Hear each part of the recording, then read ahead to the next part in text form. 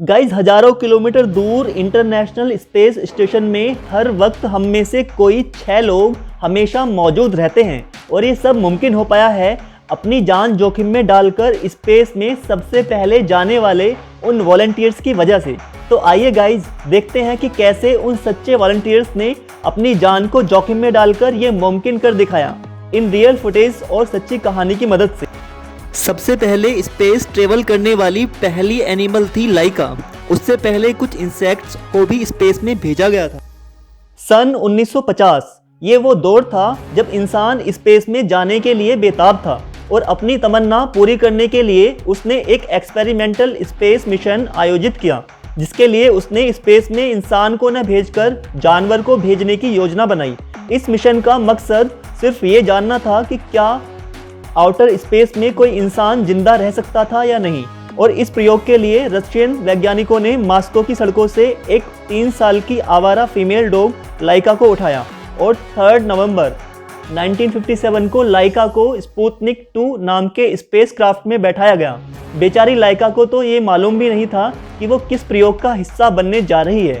खैर, Sputnik 2 craft में oxygen generator, carbon absorber, एक हफ्ते का भोजन और हर वो चीज़ थी जो एक डॉग को जिंदा रहने के लिए चाहिए। आखिर उस स्पेस क्राफ्ट को लॉन्च किया गया। वो सक्सेसफुली लॉन्च हुआ भी, लेकिन टेक्निकल एरर की वजह से क्राफ्ट का एक हिस्सा उससे अलग नहीं हो पाया और इस वजह से स्पेस क्राफ्ट के अंदर का टेम्परेचर बहुत ज़्यादा बढ़ने लगा।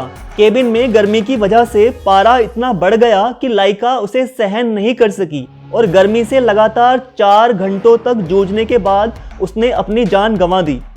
लाइका की मौत के बाद भी ये स्पेस क्राफ्ट लगभग 5.5 महीनों तक पृथ्वी के चक्कर लगाता रहा और अंत में 14 अप्रैल 1958 के दिन क्राफ्ट अर्थ के वायुमंडल में दाखिल होते ही लाइका के शव के साथ जलकर राख हो गया। इसके बाद दुनिया भर के लोगों ने लाइका के प्रति संवेदना व्यक्त की।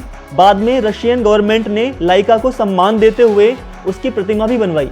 कहा जाता है कि 60 के दशक में रसिया ने 57 कुत्तों को एक्सपेरिमेंट के लिए स्पेस में भेजा था, जिनमें से कई मारे गए तो कुछ वापस भी आए थे और जो वापस आए थे उन्हें दोबारा भी स्पेस में भेजा गया था। पर विश्व की आलोचनाओं से बचने के लिए रशिया ने अपने सारे मिशन जाहिर नहीं किए थे। हाम चिंपांजी। दोस्तों, लाइका के जैसे एक और कहानी है हाम चिंपांजी की। 60 के दशक में अंतरिक्ष के दौर में अमेरिका रशिया से पीछे नहीं रहना चाहता था और इसीलिए उसने भी अपनी दावेदारी साबित करने के लिए कई सारे मिशन आयोजित किए। और इस कहानी का मुख्य किरदार है एक चिंपांजी। फ्रांस के कैमरून में जन्मे इस क्यूट से दिखने वाले चिंपांजी को कुछ लोगों ने उसकी मां से छीनकर मियामी के एक जू में बेच दिया था। उसके बाद इस चिंपांजी को वहां से यूएस एयरफोर्स ने खरीद लिया और सन 1959 में इसे हेलोमैन एयरबेस पर लाया गया, जहां हाम जैसे कई सारे और चिंपांजी भी थे। और यहाँ इन बंदरों पर साइकोलॉजी में इवान पावलोव द्वारा डेवलप की गई कई सारी टेक्निक और क्लासिकल कंडीशनिंग पर आधारित एक्सपेरिमेंट किए जाते थे, जिनमें यहाँ सेल्फ कंट्रोल और सेल्फ एनालिसिस करना सिखाया जाता था। हाम इन प्रयोगों में सबसे अच्छा करने लगा था और इसीलिए वैज्ञानिकों ने इसे बड़े मिशन के लिए तैयार किया। मिशन स्पेस में जाने का था और मिशन का मकसद जानना था कि आउटर स्पेस में पृथ्वीवासी प्राणी अपनी दैनिक गतिविधियां कर सकते हैं या नहीं। इस मिशन के लिए हाम को पनिशमेंट एंड रिवार्ड की टेक्निक का प्रयोग कर स्पेस सूट पहनना, क्राफ्ट में रहना और क्राफ्ट में जिंदा बचे रहने की हर तरकीब सिखाई गई। हाम ने भी बड़ी शिद्दत से हर वो चीज़ सीखी जो उसकी ट्रेनिंग का हिस्सा थी और आखिर वो वक्त आ गया जिसका अमेरिकन वैज्ञानिकों को बेसब्री से इंतजार था।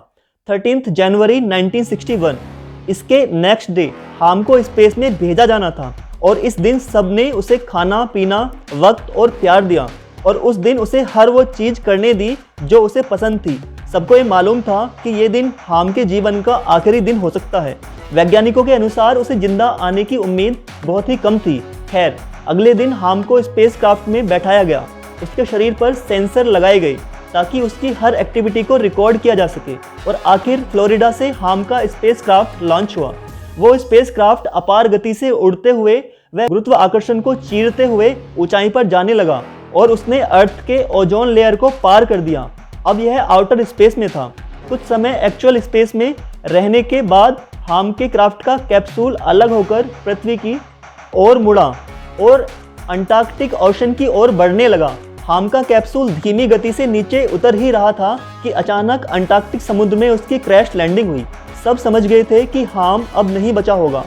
कैप्सूल को पानी से निकाला गया और अब तक अमेरिकन वैज्ञानिकों ने यह जान लिया था कि स्पेस में कोई जीव अपनी दैनिक गतिविधि यानी डेली एक्टिविटी कर सकता है। उन्हें जो रिसर्च डेटा चाहिए थे वो उन्हें मिल चुके थे। मिशन अब पूरा हो चुका था, लेकिन हाम की क्रैश लैंडिंग का उन्हें अफसोस था। तब उस कैप्सूल को देख रहे थे और ये सोच रहे थे कि हाम की बॉडी का क्या हाल हुआ होगा। जिस वैज्ञानिक ने कैप्सूल को खोला उसने पहले सॉरी बोला, तब गेट ओपन किया, लेकिन ये क्या, हाम जिंदा था। सब आश्चर्यचकित थे। बस उसके मुंह पर थोड़ी सी चोट लगी थी, लेकिन वो स्वस्थ था। इस घटना के बाद अमेरिकन एयरफोर्स की विश्व में तारीफ होने लगी और हाम फेमस हो गया। लेकिन गाइस, जब ये हाम किसी काम का न रहा तो उसे एयरफोर्स ने वाशिंगटन के एक जू को दे दिया। वहां उसे पिंजरे में रखा गया और कुछ 17 सालों के बाद उसकी उस पिंजरे में ही मौत हो गई। और इस तरह मानव जाति के विकास के लिए एक इस हाम नाम के बंदर का भी बहुत बड़ा कंट्रीब्यूशन था।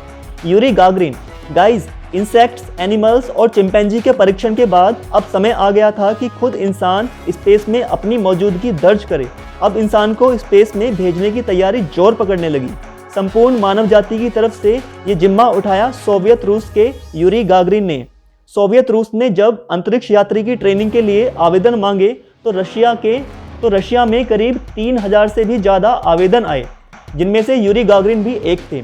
और इन 3000 लोगों में से गागरिन के साथ सिर्फ 20 लोगों को चुना गया और अंत में फाइनल सिलेक्शन यूरी गागरिन का हुआ।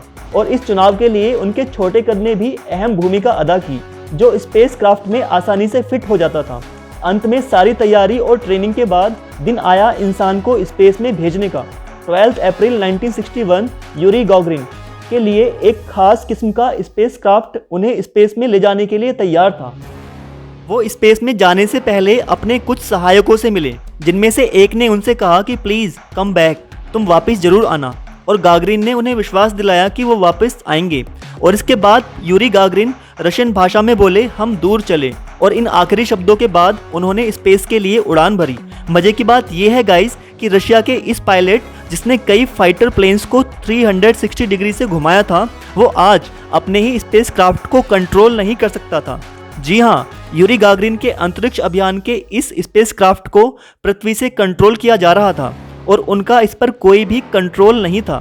बैकहैंड कॉस्मोड्रेव से जब लोकल टाइम के अनुसार सुबह के 6:07 पर और मॉस्को के टाइम के अनुसार सुबह के 9:07 पर गागरिन के स्पेस क्राफ्ट ने जब यह उड़ान भरी तो ये समय इतिहास में दर्ज हो गया, क्योंकि पहली बार किसी इंसान ने अपनी सीमाओं से परे अंतरिक्ष में जाने का साहस किया था।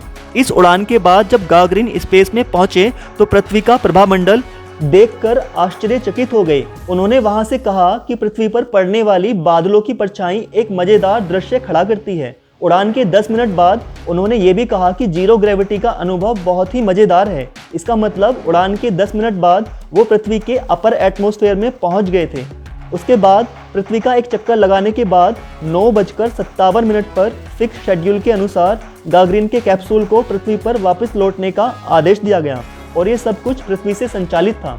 वापसी को याद करते हुए गागरिन ने बताया कि यान का बाहरी रक्षा कवच बहुत तेज गर्मी से तप रहा था और विंडो से मैं उस धधकती आग की लपटों को देख सकता था जो पूरे यान को घेरे हुए थी। लेकिन मेरे यात्री कक्ष का तापमान करीब 20 डिग्री सेल्सियस तक था। अंत में पृथ्वी पर उतरने से पहले उस यान का एक हिस्सा उससे अलग नहीं हो पा रहा था और अपनी ही धुरी पर तेजी से घूमने लगा। उस वक्त सबकी सांसें थम गई। लगभग 9 मिनट तक यही हाल रहा, लेकिन एट द एंड सब कुछ ठीक हो गया। उड़ान के लगभग 108 मिनट के बाद गागरिन सही सलामत पृथ्वी पर लौट आए। रशिया के लिए वो दिन बहुत ही खुशी का दिन था। जब पूरी दुनिया के मीडिया को ये बात पता चली तब गागरिन रातों रात एक सुपरस्टार बन गए और उनको कई सारे पुरस्कारों से नवाजा भी गया। गागरिन अंतरिक्ष में जाने वाले दुनिया के सबसे पहले इंसान बने और इन घटनाओं के बाद कई और लोग भी अंतरिक्ष में गए और फिर इंसानों ने चांद पर भी कदम रखा। और आज हम उस दौर में हैं कि हम मंगल पर कोलोनाइजेशन शुरू करने की सोच रहे हैं। और गाइज, ये सब लाइका, हाम और गागरिन जैसे कभी न भुलाए जा सकने वाले पृथ्वीवासियों की वजह से ही मुमकिन हो सका है। गाइज, ये वीडियो आपको कैसी लगी कमेंट जरूर कीजिएगा और ऐसे अमेजिंग वीडियोस के लिए शेयर, सब्सक्राइब एंड लाइक। मिलते हैं अगली वीडियो में।